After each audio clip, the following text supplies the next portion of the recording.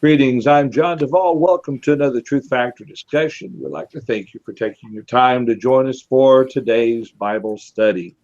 We did not have a study last week due to a death in my family, and we are back in here this morning.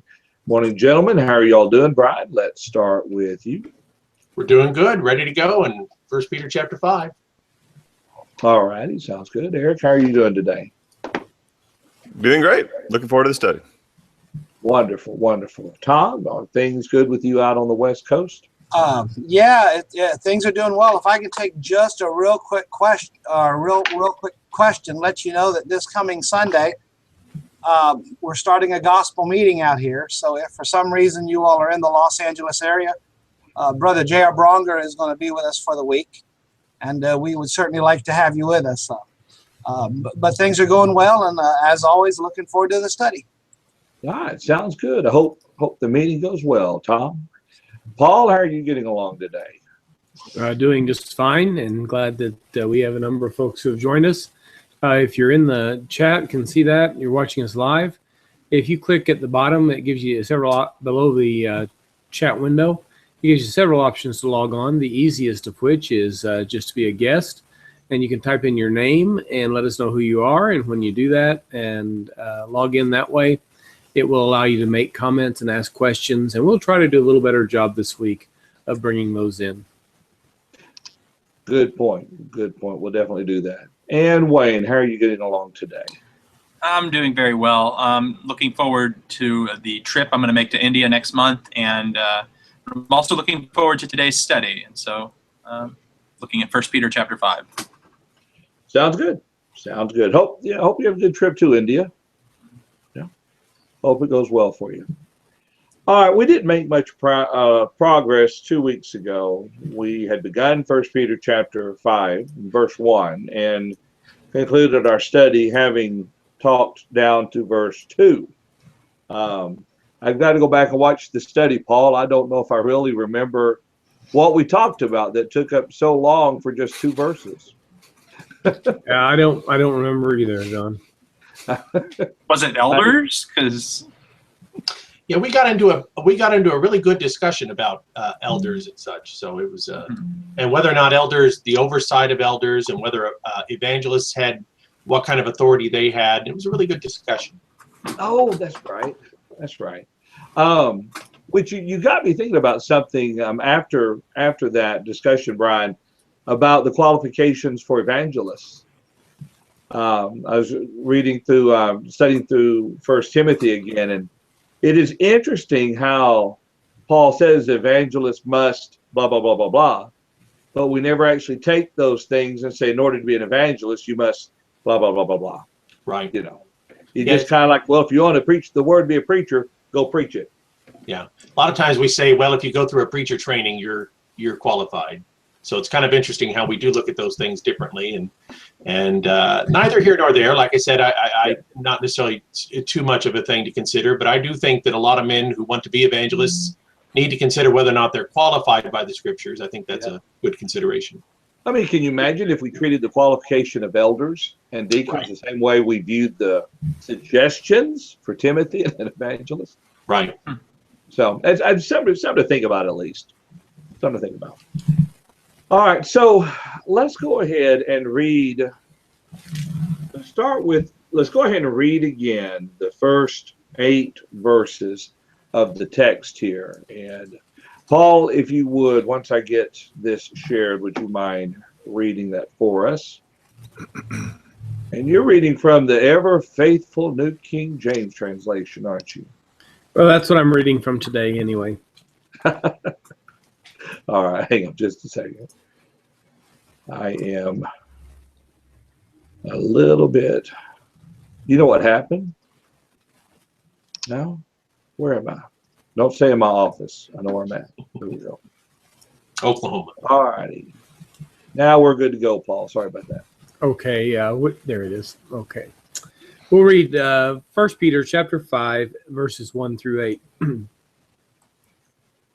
The elders who are among you, I exhort, I who am a fellow elder and witness of the sufferings of Christ, and also a partaker of the glory that shall be revealed. Shepherd the flock of God which is among you, serving as overseers, not by compulsion, but willingly, not for dishonest gain, but eagerly, not as being lords over those entrusted to you, but being examples to the flock. And when the chief shepherd appears, you will receive the crown of glory that does not fade away. All right, Paul, I'm going to interrupt you there. For some reason, the chapter division and suggestion of Ephesians chapter 5 doesn't really match up with 1 Peter chapter 5.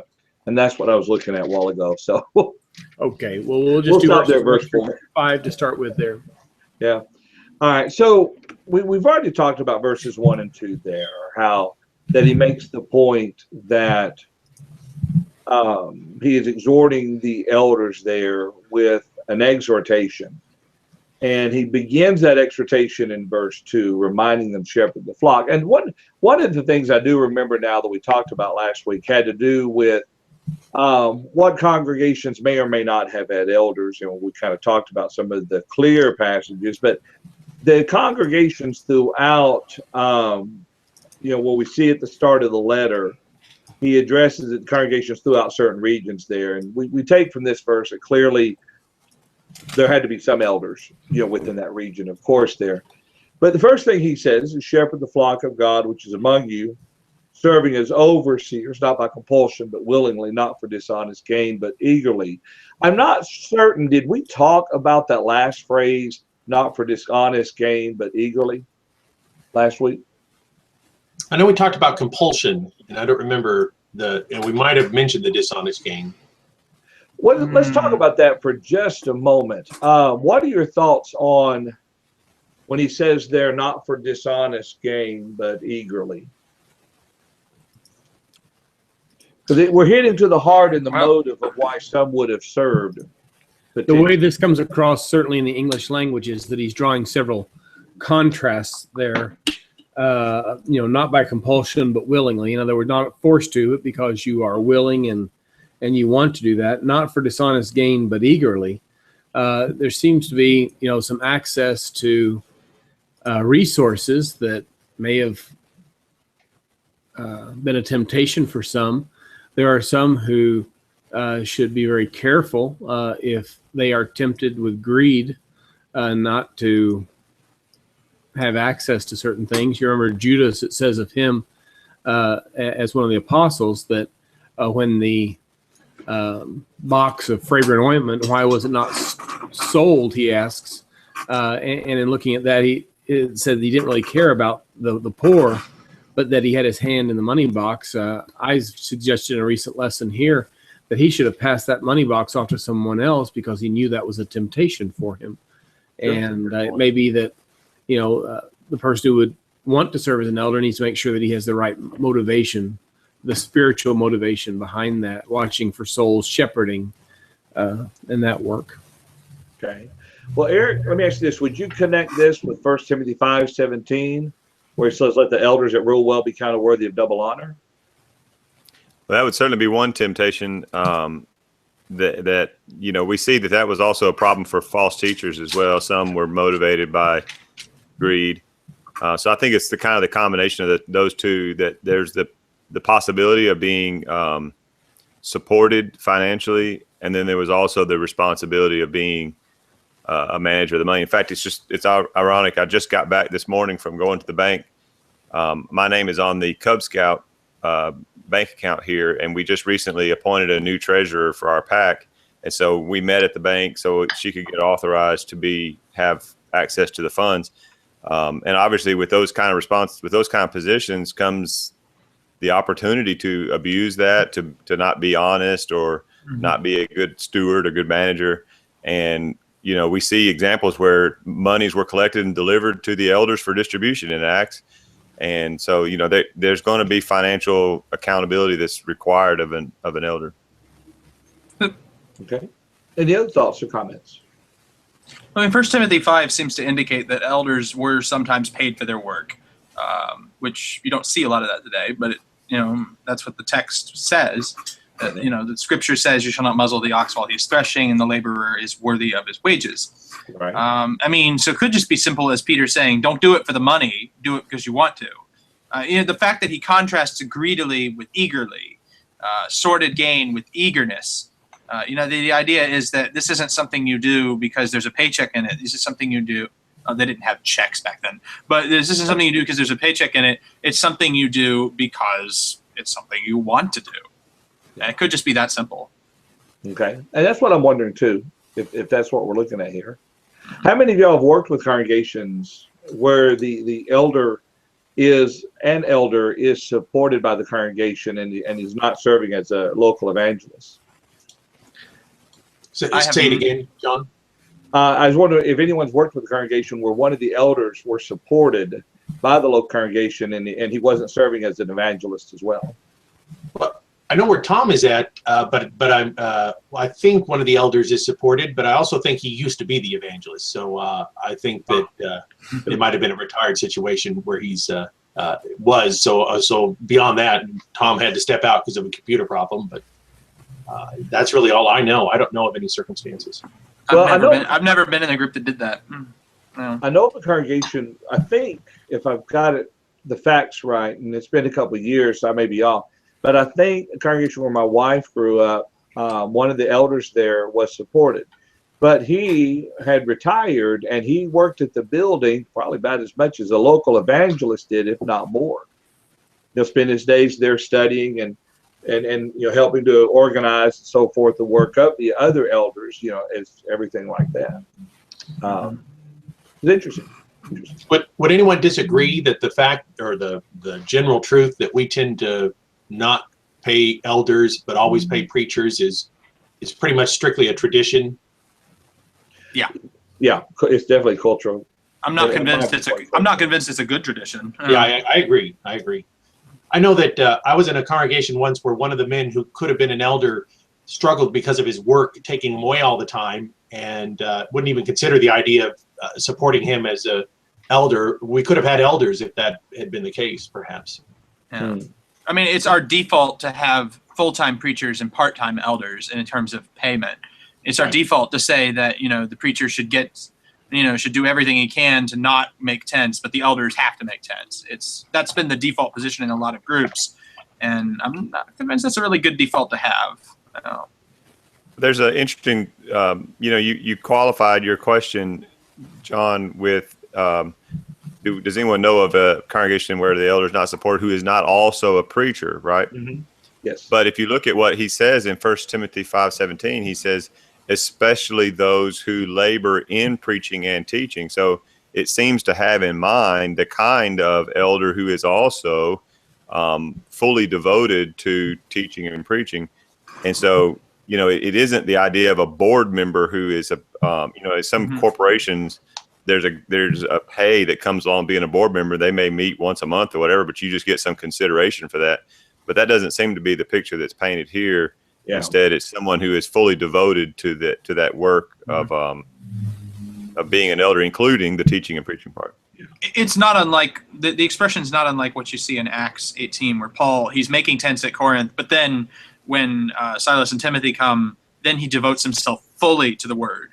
Which it's not like he wasn't already devoted to the word, but the idea there is that he devoted himself full time to it without having this other job to take up his time and take away his time.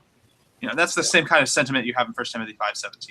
Yeah, we have several examples or patterns in Scripture, I guess, that would show us the importance of spiritual work and to make provision for other work to be taken care of so that spiritual work can be emphasized. That's the Grecian widows with I don't realize it's not elders and deacons, but you have the apostles and the men who are appointed over that particular need. And so there would seem to be that if you could relieve someone's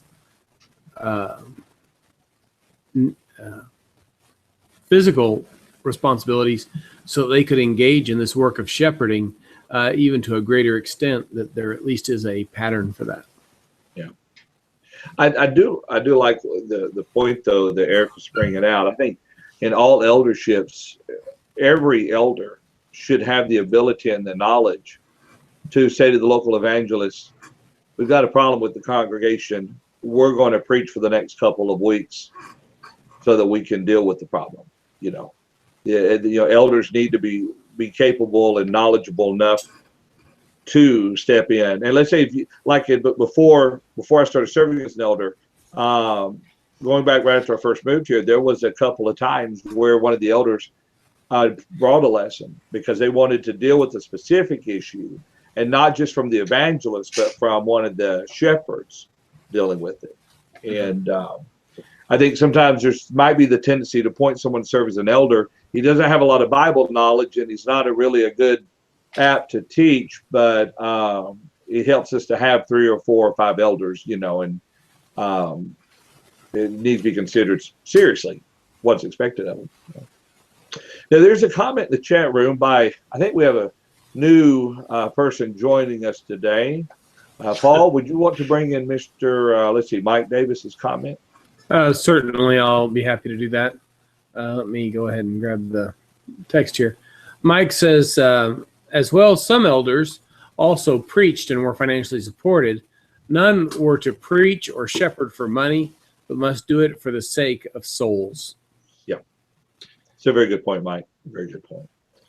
All right. Let's continue then in our text. Looking there at verse 3 there. Not the English Standard Version says not domineering over those in your charge or not lording it over them, but being examples to the flock.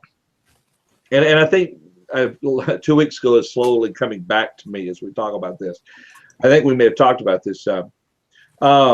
The authority that the eldership has is authority that's rooted within the Word of God itself and preaching and teaching the Word of God.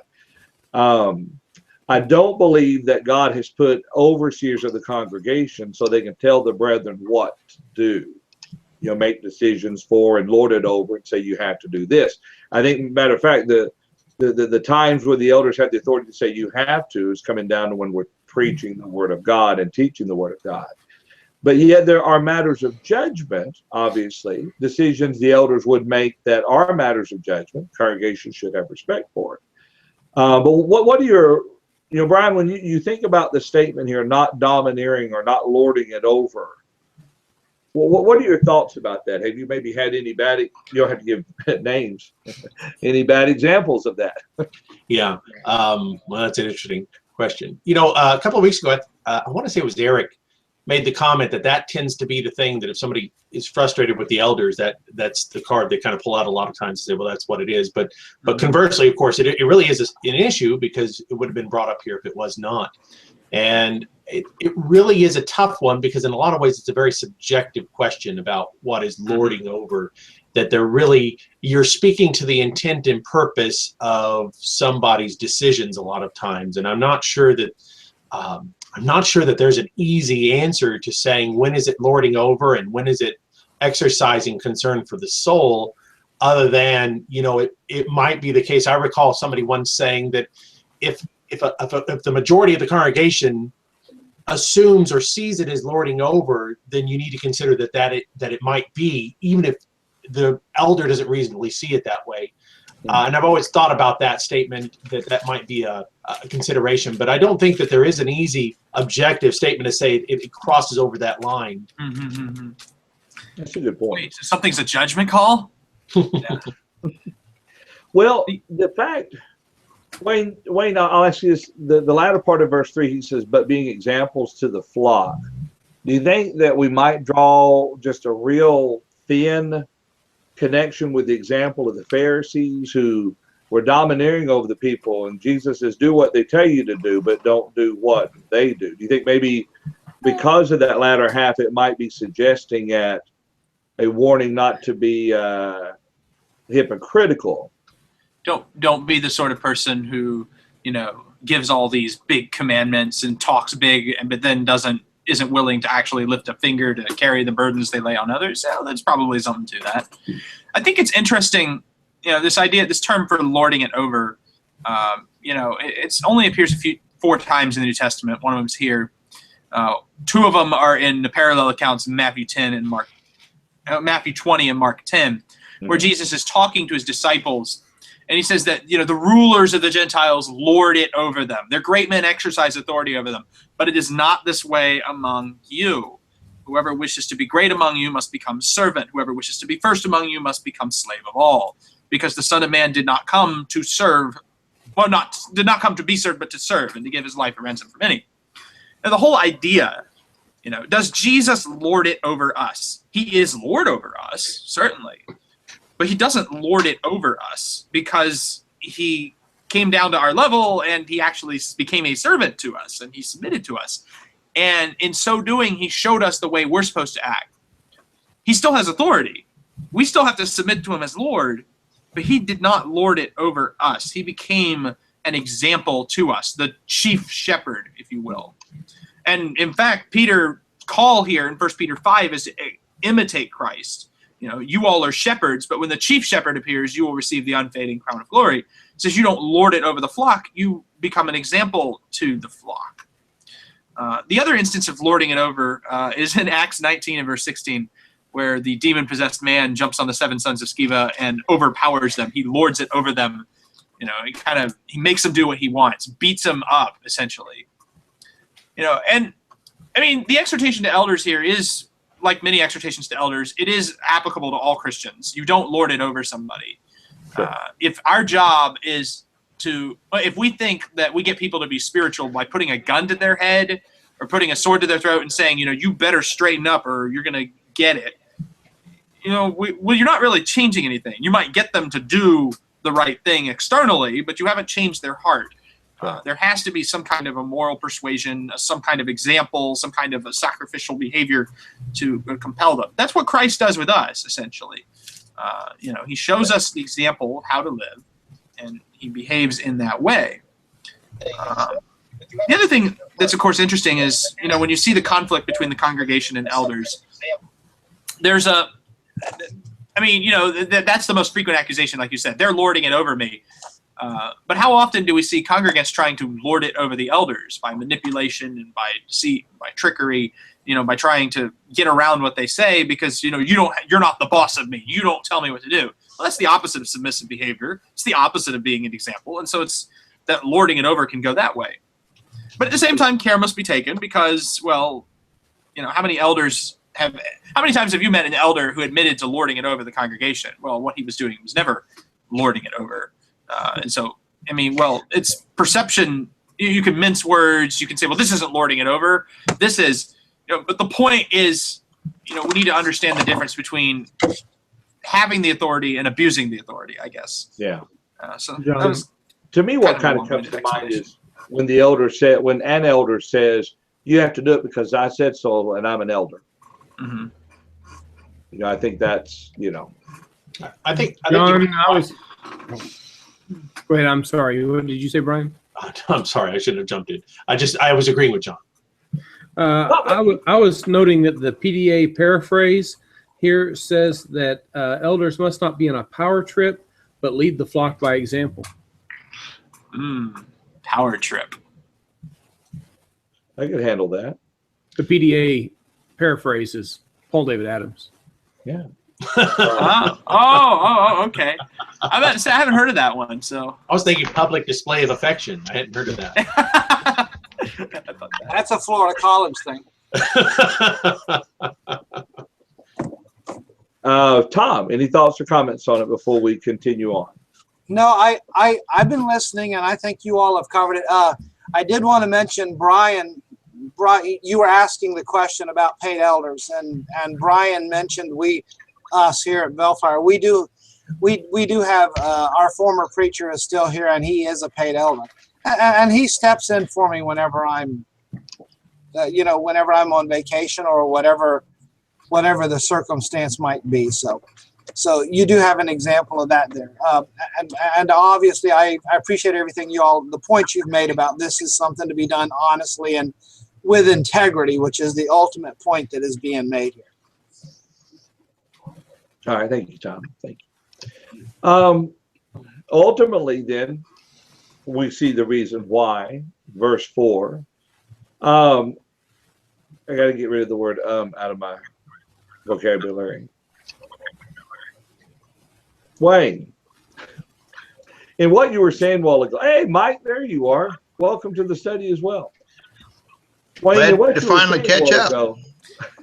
Do you think that in verse 4, and when the chief shepherd appears, do you think that Peter uses the term chief shepherd to kind of set Christ aside as the example for all the other, if you would, shepherds who are helping to watch his flock on the local congregational area?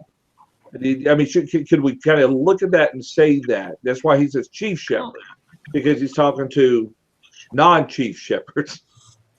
Well, yeah, I mean, essentially, what you're looking at, because even if elders have oversight over a congregation, they answer to somebody.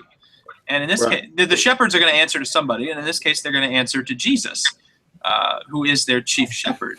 There's kind of an interesting contrast. In the Old Testament, the shepherds were the elders of the people, and they're constantly criticized in prophets like Jeremiah and Ezekiel, who said, that you all have abused the flock, you've killed the flock, you've eaten the flock, you've stolen from the flock, you've done all these terrible things. God says, I'm going to send my shepherd, and he's going to make things right. Then you read the Gospel of John.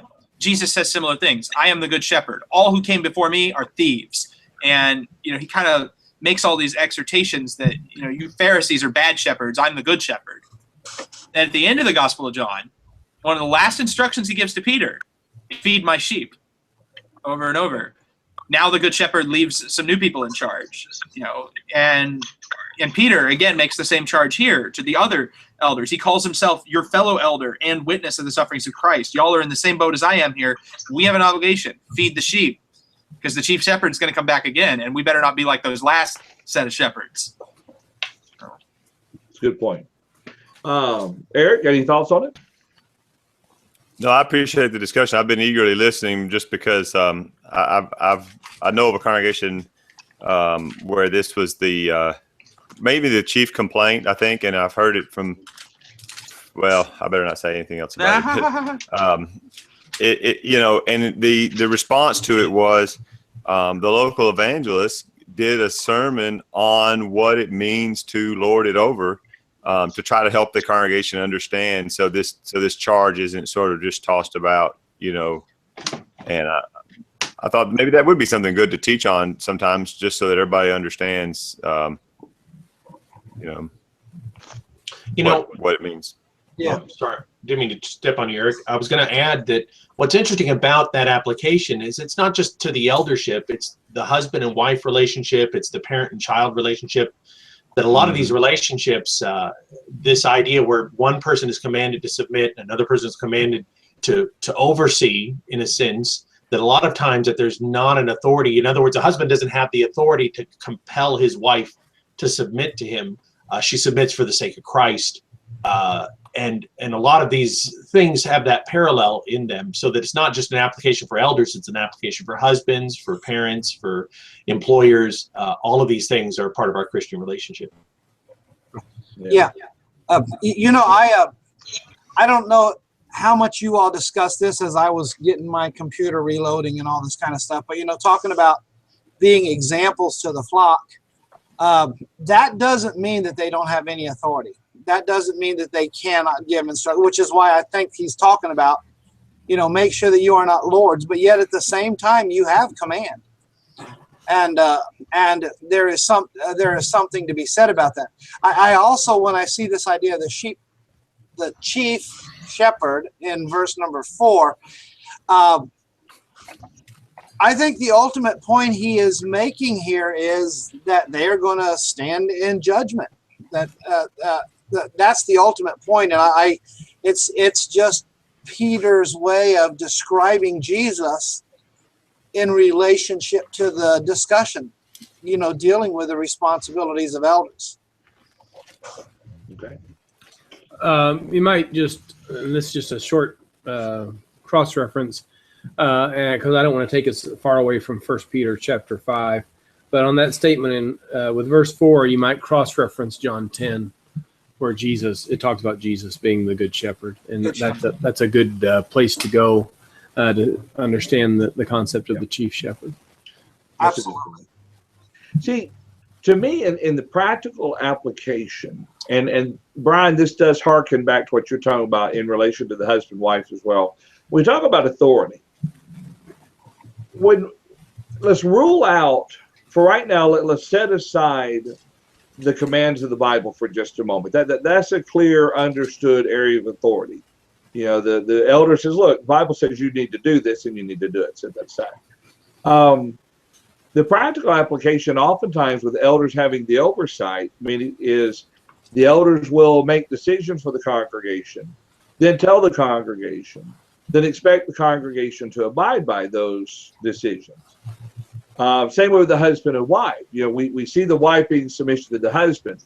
Therefore, the husband can sit down on the chair and say, go get me a glass of tea, you know, go clean the house, go do this and go do that. That's oftentimes what we think about in regards to someone being able to order someone else around. But I think the Peter's point here is that elders aren't put there to order members around, but to set an example for them. I mean, and we're talking practically the way that sometimes we might view this authority and application. I may be off base a little bit. Any thoughts before we move on to verse 5? Paul was not an elder, but he gives us a good example in how he dealt with things. That he refers several times to his own personal example. So he led by example. He said, "Follow me as I'm following Christ," and I labored among you and gave you, showed you how it's done. We see his humility, and then when there were problems, we see that he reached out. He tried to work them out, but he didn't take off the table the whole option of coming in and really cleaning house. So there was a seriousness and an authority there, but he reserved that for sort of a last resort, and maybe that's all part of using wisdom in how we deal with problems. Okay. There are two passages that come to mind when it comes to talking about spiritual leaders and obedience. 1 Thessalonians 5, verses 12 and 13. We request of you, brethren, that you appreciate those who diligently labor among you and have charge over you in the Lord and give you instruction. And that you esteem them very highly in love because of their work. Live in peace with one another. Now, it doesn't say the word elder there, but he refers to somebody who has charge over them. So if it's not talking about elders, then one wonders who this mystery leader in their congregation is. They're supposed to esteem them, and they have charge. The other one is Hebrews 13:17. Obey your leaders and submit to them, for they keep watch over your souls as those who will give an account. Let them do this with joy and not with grief, for this would be unprofitable for you. Again, I don't see the word elder in that verse, but one wonders who this leader is that has watch over their souls. Either it's an elder or it's some other mystery person not described in the Bible. He talks about, but in any case, he says, obey them. Obey your leaders and submit to them. So, I mean, if there's an obligation to obey the elders, there it is. Yeah. Well, I don't dispute that at all. Mm-hmm. I just wonder if that is outside of what God has already instructed, as far as like matters of judgment. If the elders say it's our judgment that we're going to do it this way, you mm-hmm. must do it this way. Would that be included within the obey those? I think that's a question that has been brought up before by some. When we appoint elders, I mean, we are essentially saying, we want you to be the leaders. We want you to make some of the judgment calls. Yeah. And by appointing the elders, you are implicitly agreeing to defer to them in matter of judgment. Yeah. Because otherwise, why appoint them? Yeah. What's the point? Just to say, we have people in our congregation who are called elders. They don't really do anything. No, there's some kind of judgment there that they make. They are keeping watch over your souls. Right. Yeah. At some point, the shepherd says, "Hey, sheep, don't go into that cave. There's a wolf in there. It will eat you and kill you." Yeah. Well, it doesn't say in my Bible that there's a wolf in that cave. There's a wolf in that cave. It's just because the Bible didn't address that specific situation doesn't mean that there aren't judgment calls that you need to listen to advice in. Or even to go as far as to say there may be a wolf in that cave. Right. Even then. Yes. So stay out. But I think this is an important discussion simply from the standpoint of I've heard of brethren in recent years who have basically reduced the responsibility of the elders to nothing more than a figurehead. A qualified example, and they'll turn to this verse and say that they cannot do anything but be a good example.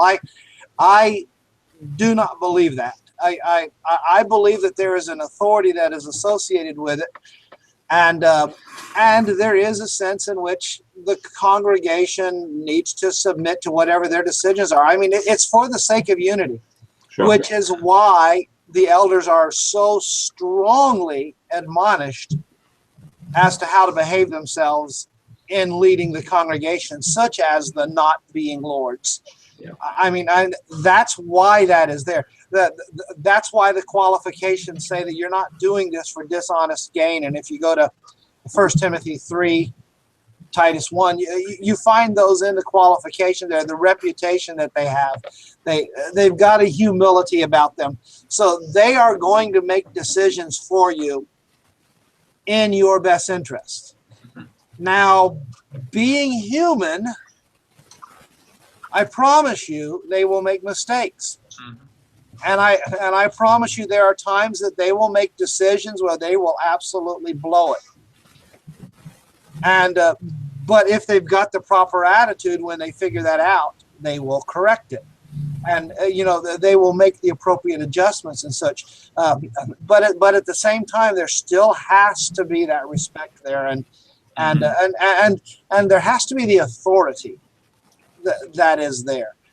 For whatever reason, we've kind of hung up on this word elder, and that's what we always use. It's not the word that's always used to describe the spiritual leaders in the congregation. Yeah.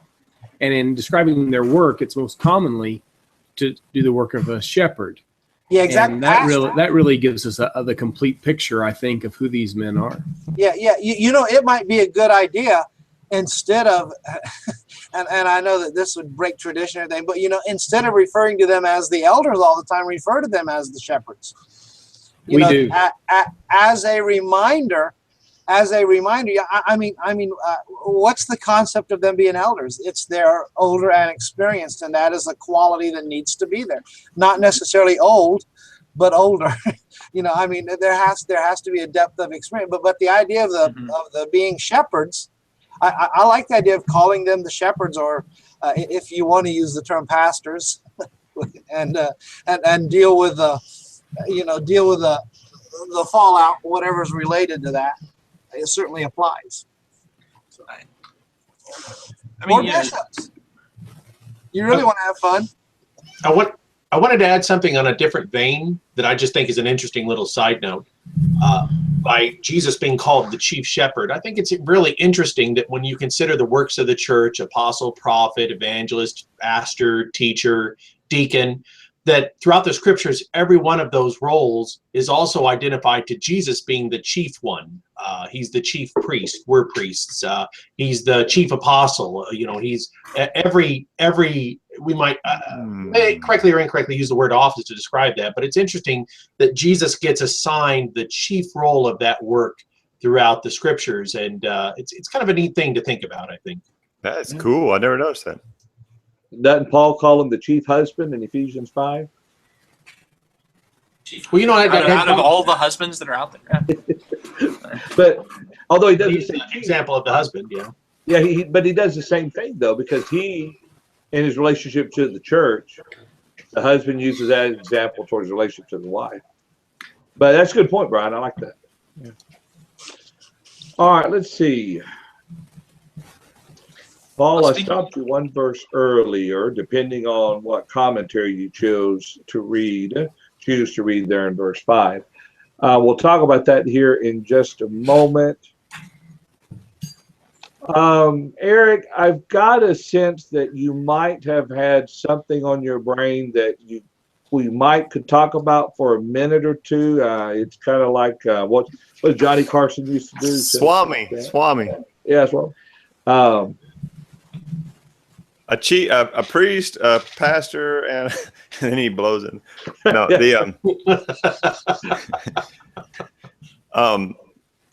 I was curious about what you got. I know of a place where the elders decided, here's what we want taught on a particular subject. In this case, it was the the date of the composition of Revelation. And so they basically told the evangelist that was there, this is our view and this is the way we want it taught, and we don't really want it taught any other way because we feel like that would be just creating confusion. And that the evangelist really had trouble with that. And I just wondered if you guys would feel like, does this oversight role of the shepherds, how does that interact with what you teach at all to some degree? Any of the above? I'm just curious what your thoughts are, if that falls underneath their purview, so to speak. I know that. I know that when I was in an interview once, I asked a question of the elders. I say, "Is there anything I'm not allowed to teach?" And they said we reserve. The only thing they said was that we reserve the right to say "not now," and that's probably the best answer that anyone's given me. That's pretty good, actually. Yeah. I mean, I make the point that there should not be any. I mean, if I'm sorry, but the people have to be able to teach the truth. And if the elders say, well, you can't teach that here, well, I mean, they are the shepherds. I guess they get to decide what the sheep eat. But maybe it's not a good. If you can't live with what they tell you not to teach, there might be a problem. You might consider going somewhere else, or trying to persuade them over time. There's a whole host of judgment calls that come with that. It would seem that in that the preacher has to preach what he believes to be the truth.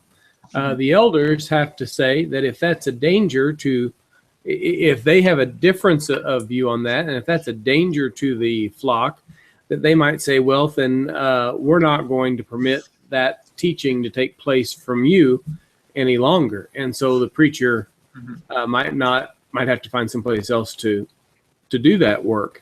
But I would not think it would be reasonable for the preacher to say, I'm not going to preach what I believe to be the truth. I mean, you can't lie about what you believe. Suggestion. I do think they should be willing to, at least if there is a disagreement on something substantial, they should be willing to sit down and study together and try to convince each other. Absolutely. I mean, it shouldn't be something that's just, well, you're censored from ever talking about that, the end, the no discussion.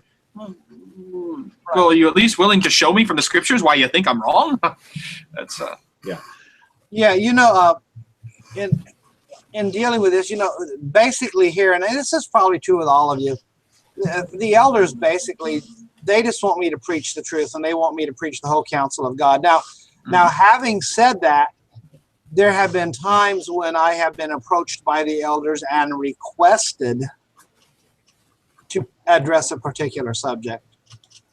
That's totally appropriate, if you ask me. I mean, because obviously what they're doing is they're wanting a subject addressed, and that's a part of their shepherding. I mean, as the preacher, you're working for them and with them.